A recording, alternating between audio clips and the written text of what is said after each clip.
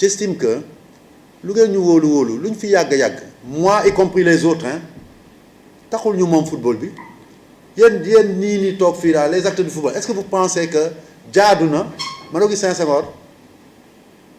fan laa moomee football bi ak le poste de président ba koy dëkk nit dig nit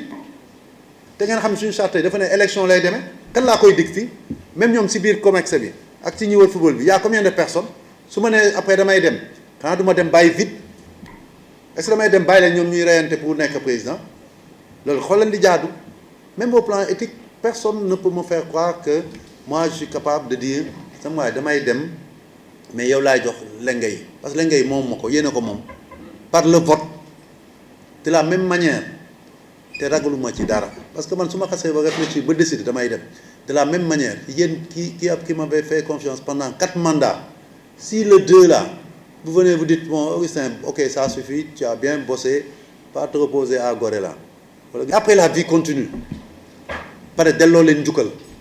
parce que su boobaa du ma fàtte mukk que man Augustin Senghor sama jëmm ju tuuti gi j'ai les gens de ma famille qui sont dans le football qui pendant 4 ans gënuma fi kenn man fàttewu ma ko dofuma sama xel dafa ànd ak man yéen li ngeen ma defal mënuma leen ko fay les gens des fois da ngay gis ni xam ne dina la votel xamoo ko defaloo dara moom mooy xool mu ne kii moom a doy mu votel la kooku bu décidé votel kenn loo ciy wax waaye nag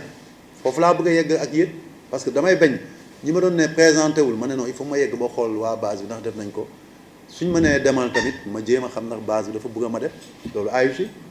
dem nag du génn si football bi nag de moom leen football bi ëpp leen ma leen fi de mën ngeen ma ne demal ci présidence fédération bi mais des US Gorée wala ñëw Estar xam nga kenn mënu ma ko tere su boobaa je reste avec vous te as tuut sans que quelqu'un en a parlé je pense que c'est Mamadou de kii Jaxaw c'est ça le plus important ku koo xam ne jiitu dafa neex ci yow ñu jiital la dafa war a neex ci yow kenn jiitu fi nekk président ñun ñëpp te foo jiitoo rek am na feneen foo xam ne ñeneen ñoo jiitu nga topp seen ginnaaw